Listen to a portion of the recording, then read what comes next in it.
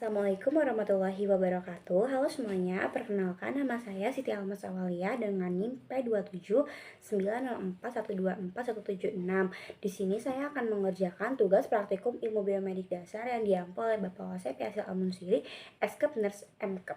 Baik teman-teman semua, di sini saya akan menjelaskan tentang sistem reproduksi bagi perempuan dan laki-laki baik eksternal maupun internal. Ini adalah gambar dari organ reproduksi pada wanita baik internal maupun eksternal. Bisa dilihat ini adalah gambar organ reproduksi pria, internal dan eksternal. Ini adalah sistem reproduksi eksternal pada wanita yang terdiri dari vulva. Vulva adalah tampak depan yang terdiri dari mons pubis, labia majora, labia minora, klitoris, urethral opening, vagina, dan anus. Vulva memiliki banyak fungsi yang sangat penting dalam aktivitas seksual. Seperti bagian ini, terdapat banyak saraf sensori yang sangat sensitif terhadap stimulus seksual dan membantu wanita untuk mencapai orgasme saat berhubungan badan. Selanjutnya ialah mons pubis. Mons pubis adalah lapisan lemak di bagian anterior simpis ovus pubis. Pada masa pubertas, mons pubis akan ditumbuhi oleh rambut pubis. Mons pubis berfungsi untuk mengeluarkan zat feromon yang berperan dalam proses terjadinya ketertarikan seksual. Baik, selanjutnya ada labia majora atau bibir vagina, berfungsi untuk melindungi organ reproduksi. Organ ini memiliki kelenjar keringat, minyak atau sabase, dan banyak mengandung plexus pena. Selanjutnya ialah labia minora. Labia minora adalah lipatan tipis di balik labia majora. Tidak memiliki folikel rambut karena terdapat banyak pembuluh darah, otot polos, dan ujung serabut saraf. Labia minora berfungsi sebagai pelindung klitoris, uretra, saluran kencing, dan vagina. Baik, selanjutnya terdapat klitoris. Klitoris hanya memiliki satu fungsi, yaitu memberikan kenikmatan seksual bagi wanita dan memungkinkannya mencapai orgasme. Mengapa demikian? Sebab klitoris memiliki sekitar 8.000 ujung saraf sehingga membuat sangat sensitif terhadap rangsangan. Selanjutnya ialah urethral opening. Urethral opening atau uretra berfungsi untuk mengeluarkan urin kantung kemih ke luar tubuh. Selanjutnya ialah vagina. Vagina memiliki fungsi utama sebagai jalan keluarnya darah ketika wanita mengalami menstruasi. Selain itu, bagian ini juga berfungsi sebagai jalan lahir bayi pada proses persalinan, jalan masuknya sperma ke rahim pada proses pembuahan. Dan yang terakhir adalah anus. Anus adalah ujung besar usus. Fungsi anus yang utama adalah sebagai jalur keluarnya feses atau tinja. Nah, ini adalah gambar sistem reproduksi internal pada wanita. Sistem reproduksi internal pada wanita terdiri dari tuba falopi. Tuba falopi berfungsi sebagai saluran utama yang menghubungkan ovarium dan rahim, tempat terjadinya pembuahan saat sel telur bertemu dengan sel sperma. Yang kedua ialah uterin fundus. Uterin fundus berfungsi untuk membantu dalam memperkirakan usia kehamilan pada wanita. Selanjutnya terdapat uretrus. Uretrus berfungsi sebagai tempat berkembangnya janin selama kehamilan. Organ ini menyediakan lingkungan yang aman dan nutrisi N yang dibutuhkan untuk perkembangan janin sehingga persalinan. Baik, selanjutnya adalah lapisan rahim. Rahim terdiri dari 3 lapisan utama, di mana masing-masing lapisan memiliki fungsi yang berbeda-beda, yaitu peritrium, lapisan luar yang berfungsi untuk melindungi rahim. Yang kedua terdapat myometrium, yaitu lapisan otot yang akan merenggang dan berkontraksi. Dan yang terakhir ialah lapisan endometrium, lapisan terdalam yang akan meluruh selama menstruasi. Selanjutnya terdapat vagina. Vagina memiliki fungsi utama sebagai tempat keluar darah saat perempuan menstruasi. Selain itu juga sebagai tempat proses pengeluaran janin saat persalinan, dan yang terakhir ialah jalan masuknya sperma ke rahim pada proses pembuahan. Dan yang keenam terdapat labius minus, berfungsi untuk melindungi bukaan vagina dan uretra, membantu menjaga kelembapan, kebersihan area genital, serta berperan dalam rangsangan seksual. Dan yang ketujuh ialah cervix.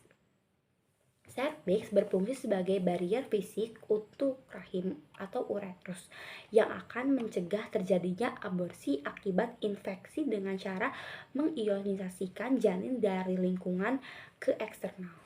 Baik, selanjutnya terdapat cervical canal sebagai jalur tempat lewatnya sperma saat berhubungan intim dan bayi saat proses persalinan dan tempat keluarnya darah saat menstruasi. Yang kesembilan ialah ovarium gamet. Dan selanjutnya adalah ovarium.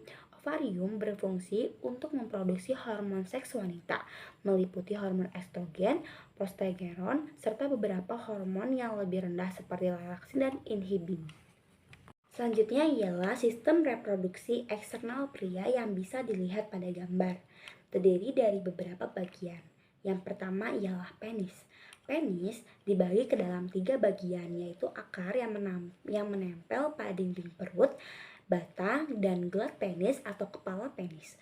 Gelat penis mengandung banyak saraf yang sangat sensitif. Pada bagian penis terdiri dari bagian uretra dan 3 kulma jaringan erektil, yaitu jaringan ikat dan otot polos yang dikelilingi oleh banyak pembuluh darah. Penis berfungsi sebagai saluran uretra, saluran yang dilewati urin, dan semen sebagai organ reproduksi. Selanjutnya terdapat testis. Testis bertanggung jawab untuk membuat sperma dan testosteron, hormon seks pria yang utama. Dalam testis terdapat tabung yang disebut dengan tubulus semiferus yang bertanggung jawab untuk memproduksi sel-sel sperma melalui proses yang disebut dengan spermatogenesis. Fungsi testis untuk menghasilkan spermatozoa dan testosteron. Testosteron diproduksi oleh sel Leydig yang dapat di dalam jaringan ikat dan dikelilingi oleh tubulus semiferus. Selanjutnya terdapat skotrum. Skotrum berfungsi untuk melindungi atau sebagai pelindung dan bertindak sebagai sistem kontrol suhu untuk testis. Untuk perkembangan sperma yang normal, testis harus berada pada suhu sekitar lebih dingin dari suhu tubuh, sekitar 2 derajat Celcius atau minimal 34 derajat Celcius. Dan terdapat corpus cavernosa. Corpus cavernosa berfungsi sebagai jaringan erektil pada penis.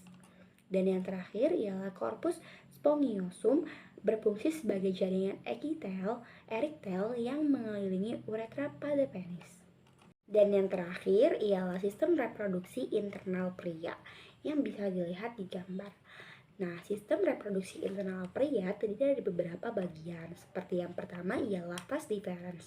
Vas deferens merupakan sepasang tabung yang berfungsi untuk membawa sperma dari epididymis ke uretra untuk dikeluarkan dari tubuh. Selanjutnya terdapat ampula vas deferens. Ampula merupakan tempat penyimpanan air mani. Dan yang ketiga terdapat kelenjar prostat, berfungsi untuk menghasilkan air mani, memproduksi hormon, mengatur aliran urin, dan masih banyak lagi. Dan yang keempat ialah kelenjar Kaupen. Fungsinya untuk melumasi uretra dan menetralkan keasaman yang mungkin muncul dari sisa tetesan urin di uretra. Dan yang kelima terdapat epididymis. Epididymis berfungsi untuk menyimpan sel sperma yang diproduksi di testis dan mengangkut sperma yang belum matang menuju tabung vas deferens agar menjadi sperma yang matang dan siap dikeluarkan. Selanjutnya terdapat testis. Testis berfungsi untuk menghasilkan spermatozoa dan testosteron. Dan yang ketujuh terdapat ureter dan uretra. Ureter membawa urin dari ginjal ke kantung kemih. Sementara itu, uretra berperan mengeluarkan urin dari tubuh. Saat kantung kemih sudah penuh, otak akan mengirimkan sinyal ke otot stringer agar rileks sehingga urin bisa dikeluarkan melalui uretra. Yang kedelapan terdapat kandung kemih. Kandung kemih berfungsi untuk menampung cairan yang telah disaring oleh ginjal dan akan dikeluarkan sebagai urin atau kencing. Dan yang kesembilan terdapat vasculus minalis. Vasculus minalis merupakan sepasang kelenjar di sepanjang bagian belakang kantung kemih pada pria. Kelenjar ini adalah bagian yang sangat penting dari sistem genital pria. Fungsi utamanya yaitu menghasilkan cairan yang membentuk air mani dan dikeluarkan saat ejukasi. Dan yang ke-10 ialah jaringan erektil. Jaringan erektil berfungsi untuk mengantarkan sperma dari hubungan seksual. Dan yang ke-11 atau terakhir terdapat gelat penis atau kepala penis adalah bagian dari ujung penis dengan membentuk kerucut yang terdapat lubang saluran uretra. Saluran ini mendukung fungsi penis sebagai tempat keluar urin dan air mani. Baik, cukup sekian video penjelasan dari saya. Kurang dan lebihnya mohon maaf. Wabillahi taufiq wal hidayah. Wassalamualaikum warahmatullahi wabarakatuh.